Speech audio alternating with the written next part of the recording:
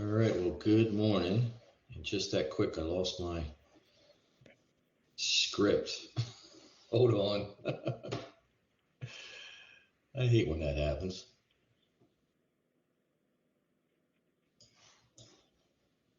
All right. Don't you love it how things just move on the screen on you? Yeah. There we go. You help me out? Good. There we go. I got it. Good morning. I am Mario Ganjimi, the chair of the MDTA Capital Committee, and conducting this morning's meeting, which I call to order at 9 a.m. In accordance with the live streaming law, this meeting is conducted through video conference and live streamed on the MDTA Capital Committee page. As a reminder, all members of the Capital Committee will have their video active during the entirety of the meeting. However, to minimize background noise during the call, I do ask that everyone on the line please mute your phones, computers, unless presenting or answering a question, when we will ask that you turn your video and audio on when speaking. When done, please turn your video off, unless of course you're a Capital Committee member, and put your audio back on mute. Today, there are no members of the public, no elected officials, and no media that have pre-registered to comment on the meeting. So we can move on to agenda item number 1, which is approval of the Capital Committee open meeting minutes of November 2nd, 2023. There is a motion by Member Cox. Was there a second? Second by Member Gaines. Any discussion? That's all right. All in favor say aye. Aye. Aye. Aye. That was all of us. So now we can move to Nafeez, for the overview of steel bridge coatings. We've been looking forward to this, so it's all yours. Good morning. Good morning. How's everybody doing? I hope you all have a nice holiday.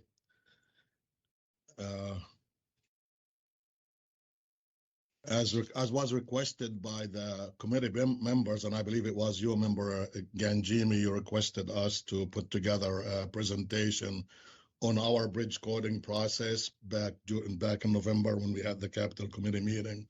So we put together a high-level presentation that touches up on everything you asked for.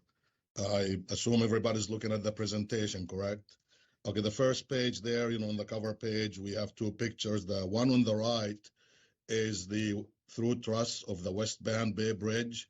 When we painted that section of the bridge about 6 or 7 years ago, shows the containment system. And the one on the left there depicts, a bridge where there's advanced and significant thrusting of the steel. Can put everybody's mind at ease. That's not an authority bridge, okay? We don't let our bridges get that bad. That's a random bridge, and it's actually from out of state. But I just wanted to show you how bad the rusting or the oxidation process of the steel can get. Flip to the next slide, please.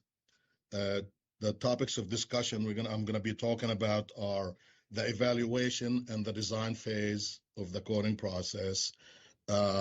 Typically, it's the evaluation of existing coating systems of existing bridges, which is pretty much like 80% of what we do, because there are, we do coat new bridges as well, but those don't need evaluation. I'll talk about the containment system that's required to perform the painting operations and the equipment used in painting and setting up the containment system as well. Talk about the the very, very important surface preparation, because that process can actually determine whether the job is going to be successful or not. And then last but not least, I'll talk about the coatings application. Next slide, please. The evaluation process. We typically identify candidates for cleaning and painting either through our biennial inspection programs. The inspector, in the inspection report, they point out that this bridge, the coating system is failing or starting to deteriorate. Or we do annual bridge tours, in-house staff, in-house engineers. We do our annual bridge tours. We identify candidates through that process as well. So when the evaluation process starts, we look at corrosion, the corrosion of the steel, Is it isolated? Is it scattered? Is it throughout, as that picture on the cover sheet showed, on the cover page showed? Another process is we look at the adhesion. The adhesion is the failure between the coats or the substrate of the coating system itself, choking. Sometimes, when the paint gets old, it starts, choking. Literally would look like chalk, as if somebody just sprayed chalk on the coating system. The brittleness of the coating system. It literally turns into glass when it starts, after a while, it just breaks when you touch it. And the film thickness, there are, destructive and non-destructive ways to measure the film thickness to see if it has deteriorated. Is it what it was? Is it still what it was when we put it on, or did it wear out? The coating, we try to identify the existing coating. Is it alkyd? Is it epoxy? Is it vinyl, etc.? And this is important to determine the course of action we take. Do we remove the whole existing system, or do we do overcoating? Do we do zone or spot painting? So again, this process is important to identify the course of action needed. We test for heavy metals, although our bridges have been mainly, I'd say the vast majority of our bridges have been deleted throughout the years because they all have been painted. We still find traces of lead every now and then. So we have to test, the existing coating to make sure there are no hazardous materials there. Also, we look at the surrounding environment. The surrounding environment, it determines also the course of action we take. Is the bridge over water? Is it in a humid environment? Is it subject to de-icing chemicals and de-icing agents? Because that also, help us determines what type of containment system we use, what type of paint system we use also. If it's in a humid environment, we use a coating system that's fit for a humid environment. If it's in a salty environment, we use one that's fit for that environment, and what have you. Next slide, please. Continue with the evaluation phase. Once we identify candidates, candidates for cleaning and painting, then we start assessing that inventory itself. We identify the areas that could cause issues for proper surface preparation and application. Like, are we working in tight spaces? Is there the details of the bridge itself are like back-to-back angles where, you can't go in there and spray. You have to use a different cleaning method than just blasting and what have you. So all that is very important. We identify, are there utilities? Is there vegetation that could hamper the contractor's operation process? Again, all that is very important because all that has significant impact on the type of containment we use, which affect the duration and the cost of the project as well. Access to the structure is very important. Again, I'll go back. Is the structure over water? Do they have to work from barges? Can they set up on land? Is it over a highway? If it's over a highway, is there enough clearance, enough vertical clearance for them to set up a permanent containment?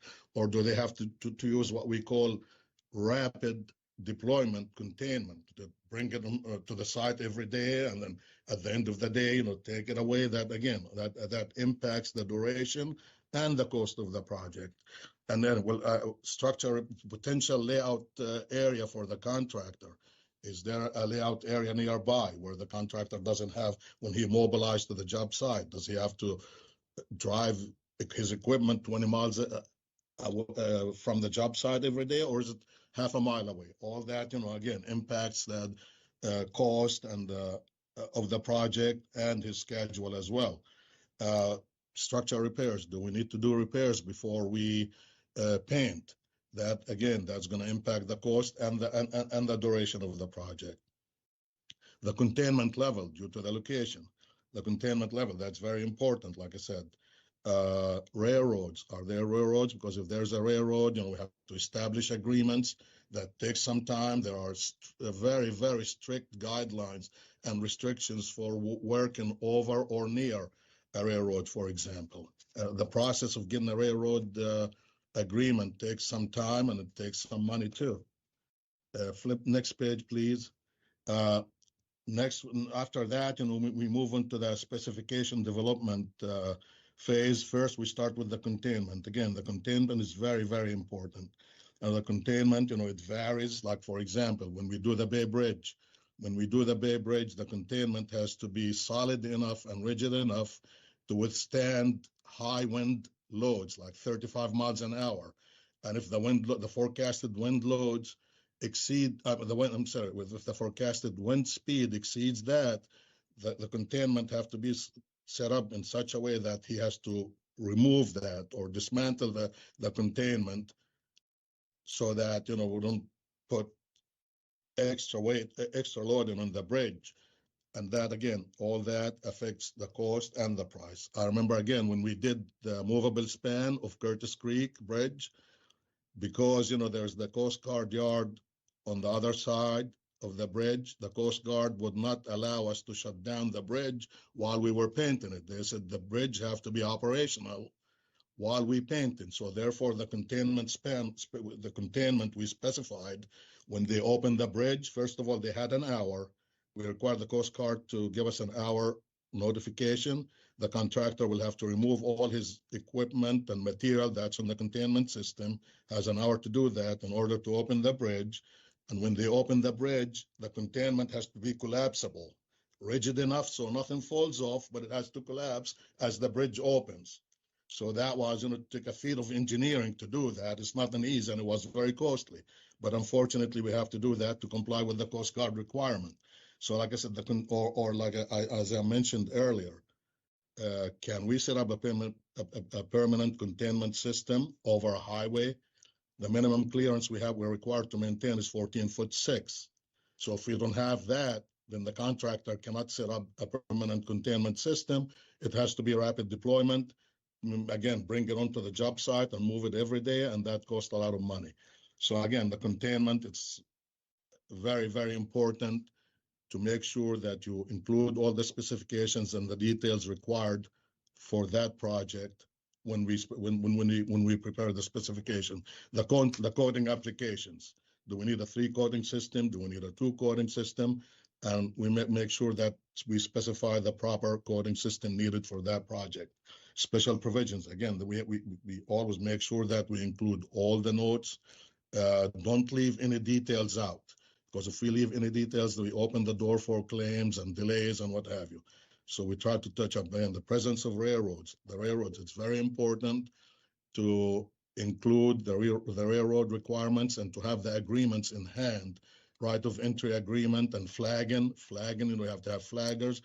If the bridge is over Amtrak, we have to shut down the power, for example, for them to come out and do that. So a lot of coordination with Amtrak, and Amtrak don't give us a lot of time window to work. It's probably just a few hours a day when they agree to shut down. So again, all that has to be coordinated and in place before we advertise a project to avoid delay claims and what have you.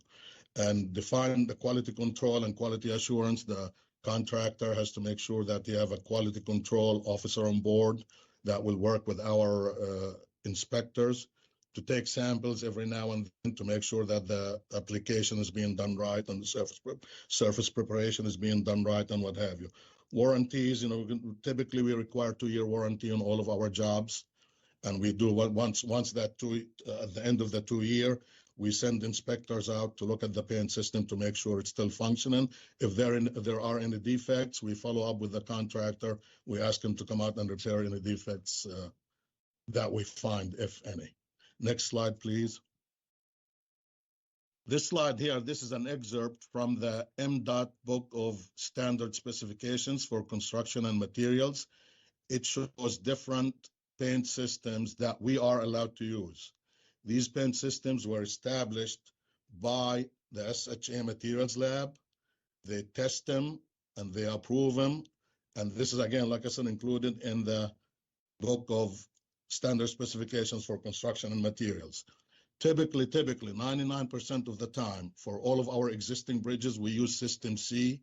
It's a 3-code system. Like I said, this is for different situations, different locations, for shop application, for field application, some of them to accommodate the certain environment that I spoke about. Is it salty? Is it a humid environment? If it's a humid environment, for example, we use System D, the code for System D. But like I said, or 90% of the time, we go with System C for all of our existing bridges. Okay, there are different types of paint system. Like I said, these are established. Give you the general specifications for the material we can use. Okay. Now, when we advertise our projects, we don't specify a supplier, like say Sherwin-Williams or whatever, or Thermarust or what have you. Their systems have to comply with this, their system. So if the contractor chooses to use Sherwin-Williams for System C, Sherwin-Williams have to be approved by the SHA Materials Lab for System C. They coordinate with SHA's Material Lab to get their materials approved for us to use.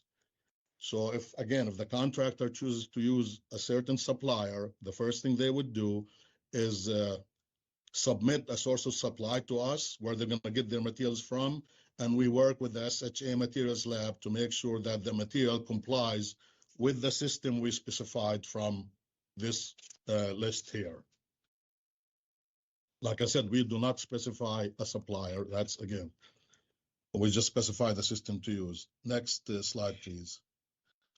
The containment, like I said, I talked about the containment and how important it is to specify the type of containment needed for the bridge. Like when we did the Bay Bridge, for example, the Bay Bridge, the containment system can only span a certain area because of the wind loading on the bridge. We can make it span like long spans because of a bit too much wind load on the bridge and causes all kinds of issues. So therefore, they have to make it work like do small areas at a time. So that, again, affects the cost and the project duration and what have you. There are different types of containment for power tool cleaning. Power tool cleaning is typically used when we do like spot painting or zone painting, not total painting. Pressure washing, we used to use pressure washing, like 10,000 PSI. It's an effective method, but we don't specify it anymore because of the strict environmental regulations to capture the water and recycle it and treat it. It's very, very strict to the point where it made it impossible to use.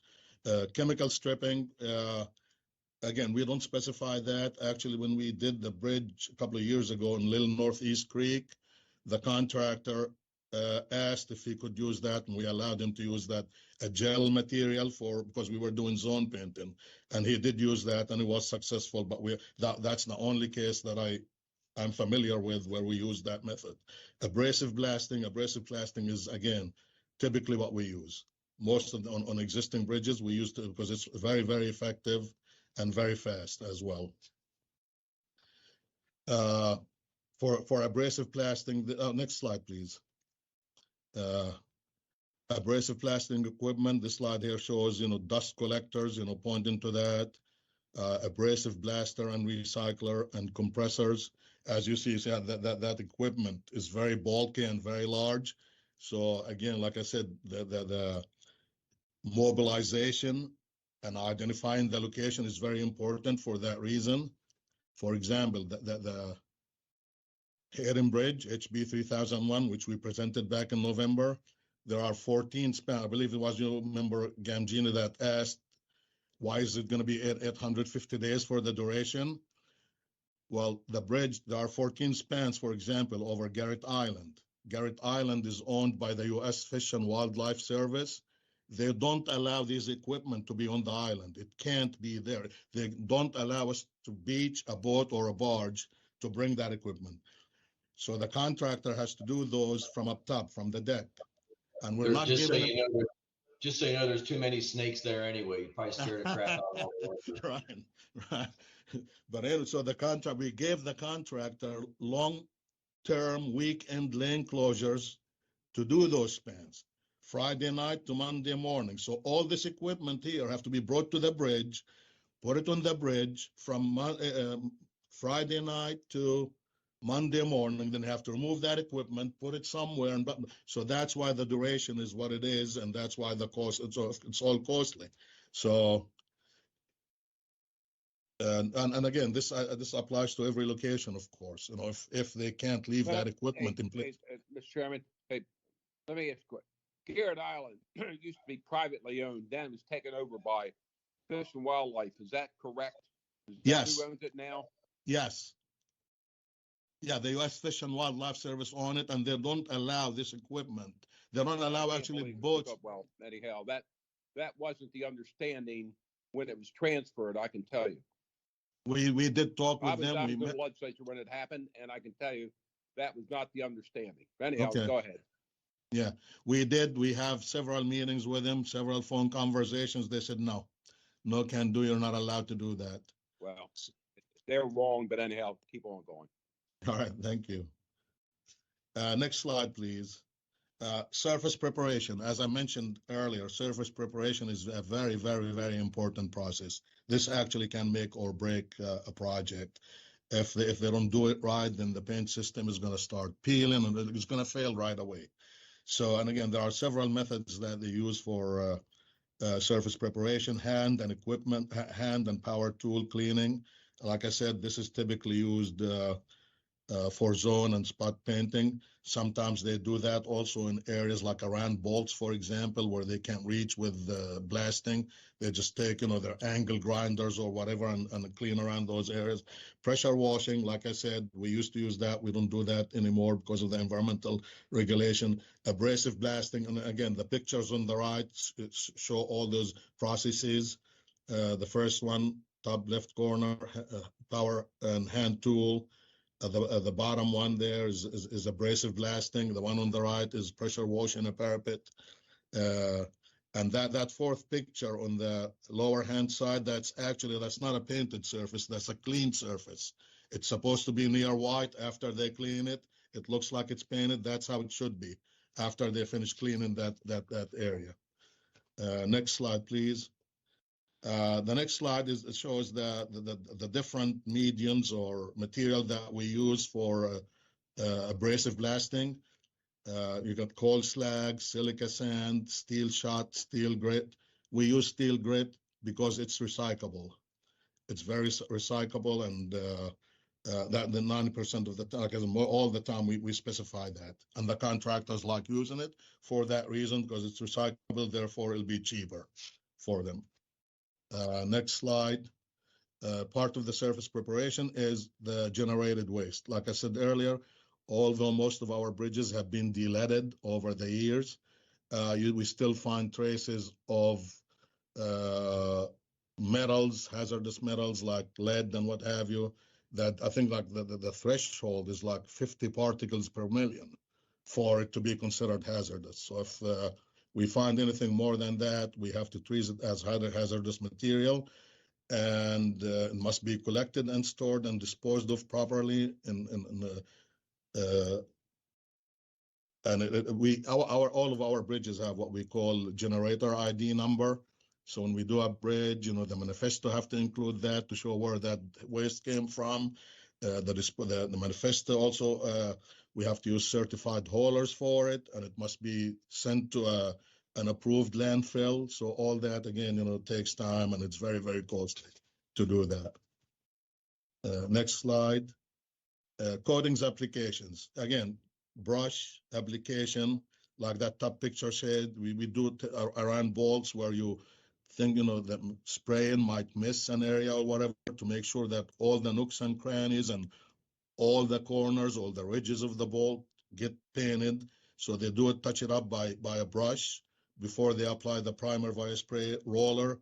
Same thing with the roller painting there. And spray painting is, again, what they typically use, because again, it's fast and it's very effective. Next slide. Coating systems. Again, earlier I showed the coating systems that have been established by SHA Materials Lab that we use. We use 3-coat system is typically what we use. 3-coat system, which is zinc primer, consists of zinc primer, intermediate coat, epoxy intermediate coat, and urethane top coat. This is for total removal of existing painting systems for all existing bridges. 2-coat systems consist of like zinc primer and polysiloxane or polyasparatic top coat. We don't specify that much. Like I said, 3-coat system is what works best for us. moisture cured urethanes. We do use that in high humidity environment. I remember, again, back to Curtis Creek, because they wanted to work at night, and at night the humidity was very high. They asked us if they could use the primer system, or the primer from System H rather than System C, because it is good, or it's got those moisture cured qualities that we look for when we work in high humidity environment. We allowed them to do that, for example. Penetrating sealers and epoxy urethane, that's for overcoating applications and repairs. Next slide. What does MDTA do? Like I said, mostly, we always specify containment for abrasive blasting. And like I said, there are several and different types of containments depending on the location, the environment, and what have you. Like I said, it varies from complex containment system like we use for the Bay Bridge, where it have to withstand high wind speeds and what have to, like your typical containment system of a bridge over a road, where they can just suspend platforms from the beams and call it a day. The use we specify, like I said, the use of recyclable steel grit, that's what we specify. Collection and storage and disposal of generated waste. Typically, like I said, 3-coat zinc primer, epoxy intermediate, and urethane top coat with specific film thicknesses for each applied coating is what we specify. No, again, like I said, the contractor has the option to choose the paint supplier as long as the product meets the specified requirements. And like I said earlier, we don't specify which supplier to use. We specify, give them general specifications. And then once they get the job, they send us the source of supply where they're going to get their paint. And we, like I said, we work with MDTA Materials Lab to make sure that they are on their approved product list and that the product they want to use meets our specifications. Next slide. And again, most of the time when we do total removal and replacement of coating systems, the job will include steel repairs. This slide here shows, actually, this is the Hayden Bridge from the Hayden Bridge project. On the picture shows an area where you see advanced section loss, steel deterioration. There's actually a hole there. So what we do is they go there before they start the paint. They have to go to these areas. They have to clean them, blast it. 90% of the time, the blasting operations are going to even enlarge that hole. That hole would be much, much larger.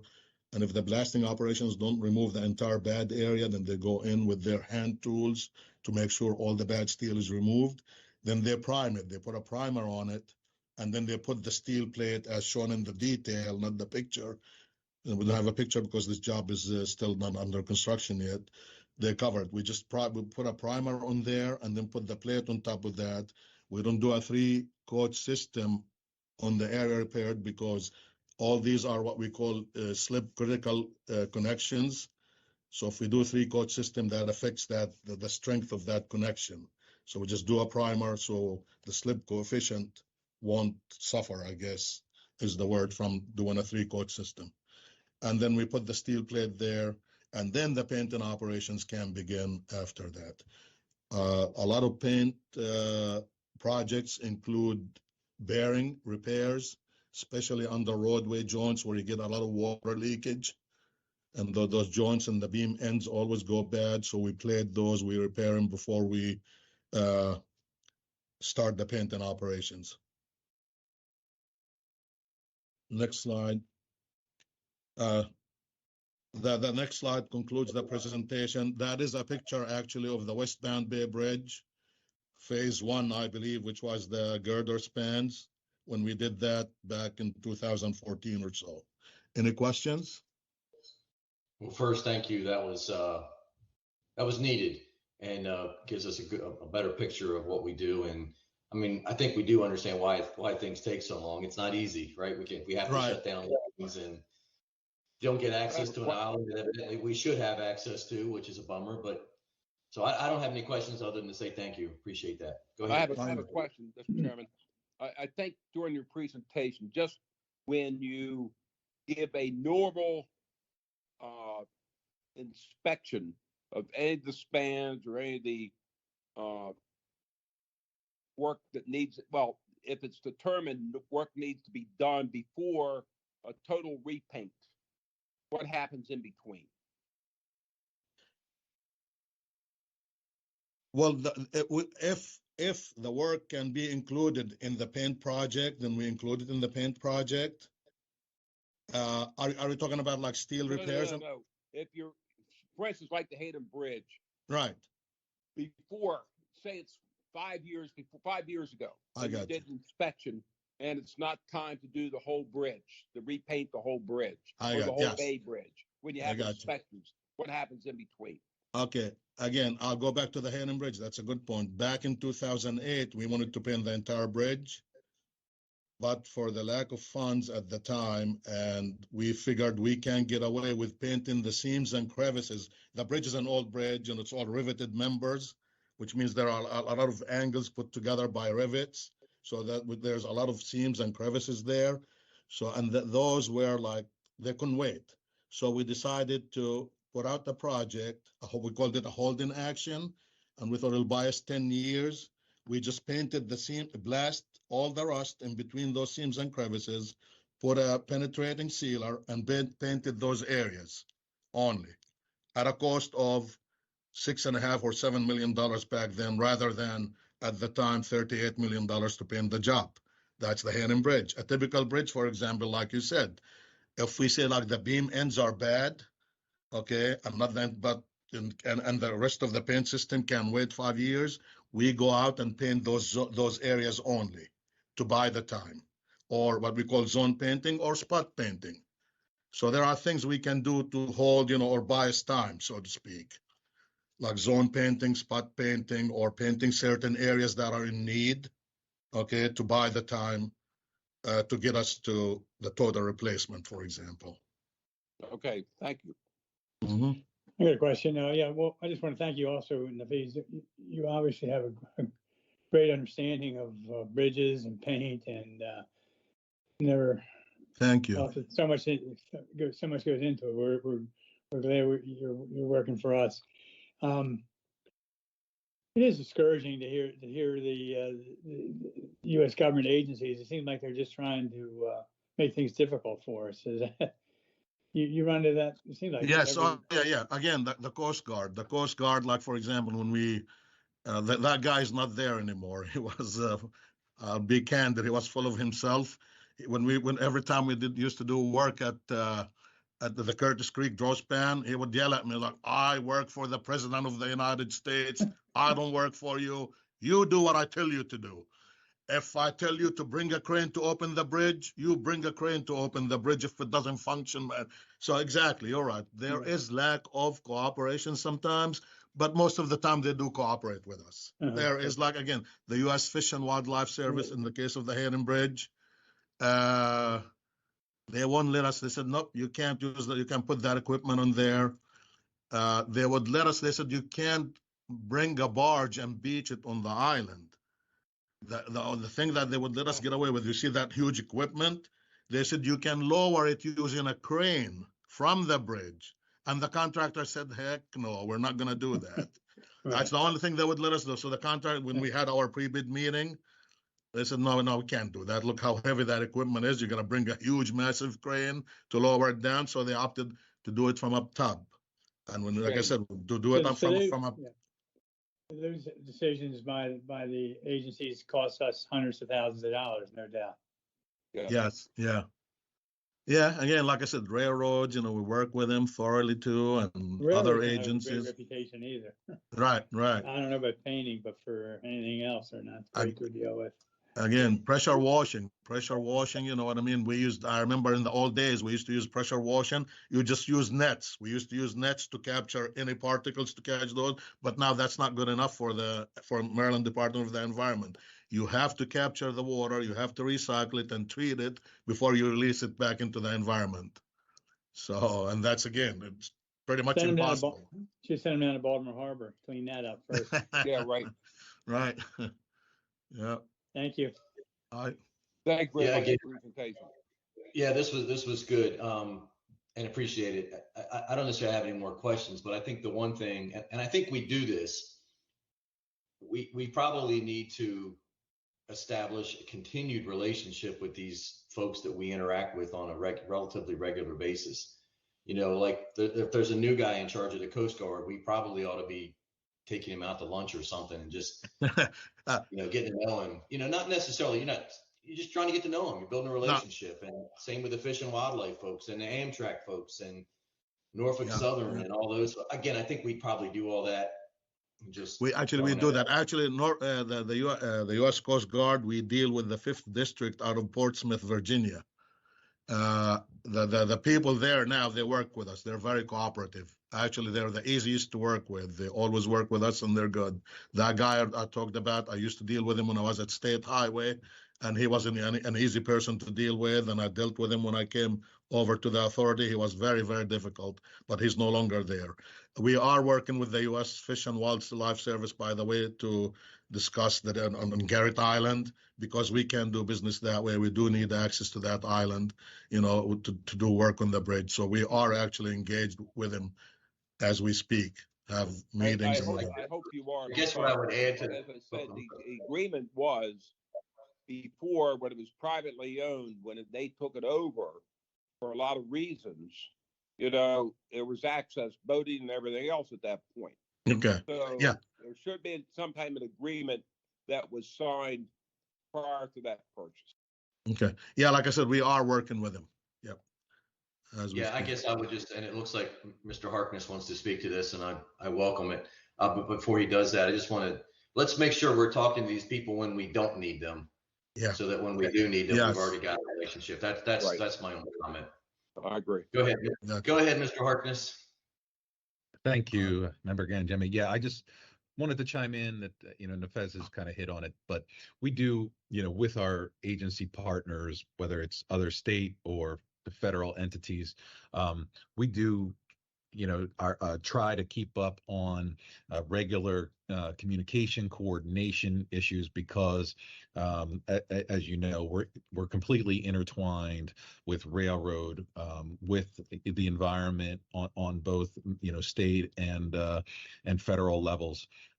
So we can't do a project without having some kind of interaction with one or most often more of those agencies. So we definitely value that proactive approach on coordination.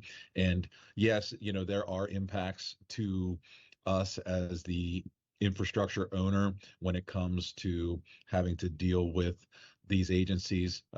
Some of that's the cost of doing business, but we do try to do our best to, obviously minimize the cost to us, but while still understanding that they have a mission as well that we and we all want have the interest of protecting the environment, protecting our assets. So I don't think anybody disagrees with that part.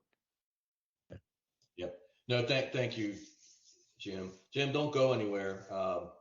While we got you, thank you for that presentation. We're done with our meeting at this point, but before Jim goes away, this was a great presentation. This is exactly the sort of technical stuff we probably need to see at these. Not probably, we do need to see at these meetings to better understand what it is when we're voting on some of these projects, especially from a contract standpoint. So I wanted to reach out to the group while they're here to see if there's, Jim and I have already talked about, I drove by I thought a nice looking stream restoration project. And I think he's going to do a follow-up on that at a future meeting.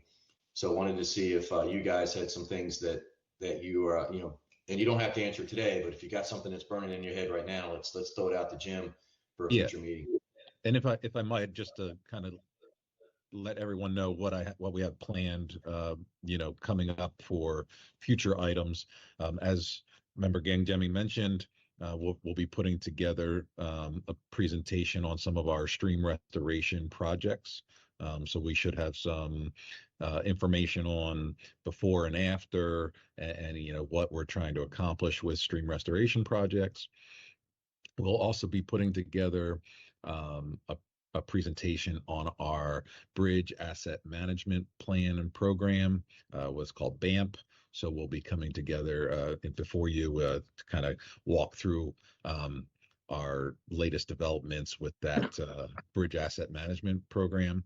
And then finally, we have planned a presentation for you on our best value process for when we're putting like design builds together, design build projects, and that's sort of in advance of a future contract that would be coming to you, in another 2 years. So those are the three that we have for your information, and we welcome any other suggestions. So just on that, before you do that, Mr. Cox, the reason for the last one is I wanted us as a committee to understand the criteria aspect of the technical part of the proposal. So the money aspect, I think we all understand. Low bid is low bid, but the criteria they use to understand to score the technical aspect, I thought it would be good if we understood that. But go ahead, Member Cox. Yeah, and I mentioned this to the chairman too, Jim, and no disrespect, but like our last board meeting when you had the rundown on all the projects. I'd rather see come to the capital committee, before we go to the full committee and run down on those projects where we are, that type thing. Okay. If you want. All right. That makes sense. Since we're the capital committee, and then, obviously the full board, but I'm just saying is we should be knowing if we're going to be working on bids, obviously, which we come to us with the bid process. So then with the follow-up meeting, where are we? Okay. And then we can ask, we have more time to ask questions. We get to a board meeting, you really don't want to drag it out too much longer, but. Yeah, correct. Like, Sure. yes. Absolutely. Anybody else have any thoughts? And again, if you think of some after you hang up the phone, just email them, and we'll do some follow up on that. But these are great discussions. I think we've got some good future topics. Jim knows that he doesn't need to rush out and plan to do them all in one fell swoop. He can do these one at a time. And again, this may spark some other ideas. It's the wildflower one we did a while back was because one of my friends happened to notice it as we were driving back, how beautiful the side of our highways looked. So we had a presentation on that. And again, I just happened to notice, look to the right, oh, wow, that's actually a really nice stream restoration project. Be nice to know more about that. So if there's some things you see, even if it's not our project, maybe it's something you've seen in your travels, let's bring it up and let's talk about it. Well, great. Again, Happy New Year to everybody. Thanks for your time today. I will, unless there's something else to chat about, I will entertain a motion for adjournment. Member Gaines' motion. Is there a second? Member Sneed, he's giving you the opportunity to second. Bill, thank you. Yeah. I'll second. All right. So Member Sneed is second. Beautiful. All right. All in favor, say aye. Aye. Aye. Aye. Aye. All right. That was everybody. Well, thanks everybody. Have a safe week, and we'll see you in a few weeks at the board meeting.